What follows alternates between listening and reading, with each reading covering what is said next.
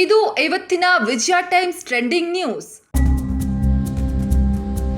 Tea ಪ್ರಿಯರೇ, ಈ episode ನೋಡ್ಲೇಬೇಕು. ಪದೇ ಪದೇ ಕಾಯಿಸಿದ್ರೆ ಟೀ ವಿಷವಾಗುತ್ತೆ ಜೋಕೆ. ಹೌದು, ಈ ವಿಚಾರ ಪ್ರತಿಯೊಬ್ಬ ಟೀ ಪ್ರಿಯರು ತಿಳಿದುಕೊಳ್ಳಲೇಬೇಕು. ಕೆಲವೊಮ್ಮೆ ನಾವು ಕೆಲ ವಿಚಾರಗಳು ಗೊತ್ತಿಲ್ಲದೆ ಘೋರ ತಪ್ಪುಗಳನ್ನ ಮಾಡುತ್ತೇವೆ. ಹಾಗಾಗಿ ನೆನಪಿಟ್ಟುಕೊಳ್ಳಿ, ಪದೇ ಪದೇ ಟೀ ಬಿಸಿ ಮಾಡಿ ಕುಡಿಯೋದ್ರಿಂದ ನಮ್ಮ ಆರೋಗ್ಯದ ಮೇಲೆ ಗಂಭೀರ ಪರಿಣಾಮ ಬೀರುತ್ತೆ. ಯಾಕಂದ್ರೆ ಪದೇ ಪದೇ ಟೀಯನ್ನ ಬಿಸಿ ಮಾಡಿದಾಗ ಅದು ವಿಷವಾಗುತ್ತೆ. ಚಹಾವನ್ನ ಮತ್ತೆ ಮತ್ತೆ ಕುದಿಸಿದಾಗ ಅದರಲ್ಲಿ ವಿಷಕಾರಿ ಅಂಶಗಳು ಬಿಡುಗಡೆಯಾಗುತ್ತವೆ. ಅದು ದೇಹಕ್ಕೆ ಅಪಾಯಕಾರಿ. ಬ್ಯಾಕ್ಟೀರಿಯಾ ಬಿಡುಗಡೆಯಾಗುತ್ತೆ.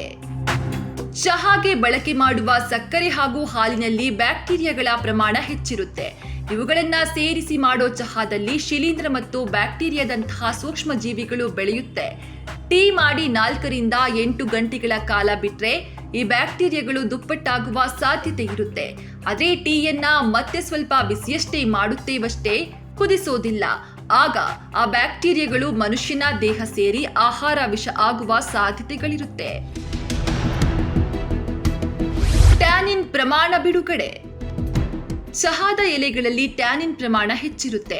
ಪದೇ ಪದೇ ಟೀಯನ್ನ ಬಿಸಿ ಮಾಡಿದಾಗ ಈ ಟ್ಯಾನಿನ್ ಹೆಚ್ಚಿನ ಪ್ರಮಾಣದಲ್ಲಿ ಉತ್ಪತ್ತಿಯಾಗಿ ಅದು ನಮ್ಮ ದೇಹ ಸೇರಿ ಆಹಾರದಲ್ಲಿನ ಪೌಷ್ಟಿಕತೆಯನ್ನೇ ಹೀರಿಬಿಡುತ್ತೆ. ಕೆಫಿನ್ ಅಂಶ ಬಿಡುಗಡೆ. ಟೀ ಪುಡಿಯಲ್ಲಿ ಕೆಫಿನ್ ಅಂಶ ಇರುತ್ತೆ.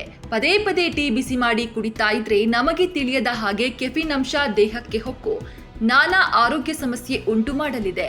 ಕೆಫಿನ್ ಅಂಶ ದೇಹಕ್ಕೆ ಸೇರಿದ್ರೆ ನಿದ್ರಾಹೀನತೆ, ತಲೆನೋವು, ಉದಾಸೀನತೆ ಹೆಚ್ಚಾಗುತ್ತೆ. ರುಚಿ ಹಾಗೂ ಸುವಾಸನೆ ಕೊರತೆ.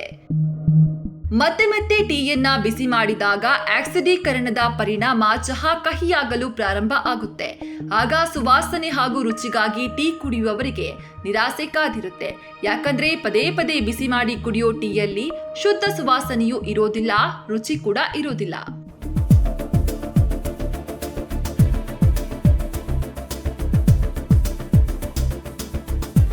ಈ ಟೀ ಕುಡಿದ್ರೆ ಏನೆಲ್ಲ ಆರೋಗ್ಯ ಸಮಸ್ಯೆಗಳಾಗುತ್ತೆ.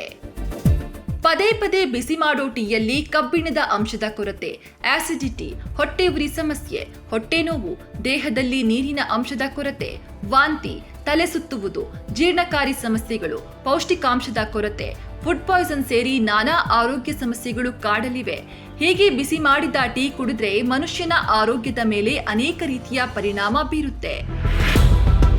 ಹಾಗಾದ್ರೆ ಯಾವ ರೀತಿ ಟೀ ಬಿಸಿ ಮಾಡಿದರೆ ಉತ್ತಮ? ಈಗಾಗಲೇ ತಯಾರಿಸಿರುವ ಟೀಯನ್ನ ಒಂದು ಲೋಟ ಅಥವಾ ಕಪ್ನಲ್ಲಿ ಹಾಕಿ ಇನ್ನೊಂದು ಪಾತ್ರೆಯಲ್ಲಿ ನೀರು ಬಿಸಿ ಮಾಡಿ ಆ ನೀರಿನ ಮೇಲೆ ಟೀಯನ್ನ ಬಿಸಿ ಮಾಡಿ ಕುಡಿಬಹುದು. ಹೀಗೆ ಮಾಡೋದ್ರಿಂದ ಚಹಾ ನೇರವಾಗಿ ಬೆಂಕಿಯಲ್ಲಿ ಕುದಿಯೋದಿಲ್ಲ. ಇದರಿಂದ ಬ್ಯಾಕ್ಟೀರಿಯಾ ಮತ್ತೆ ಉತ್ಪತ್ತಿಯಾಗಲು ಅವಕಾಶವೇ ಇರೋದಿಲ್ಲ.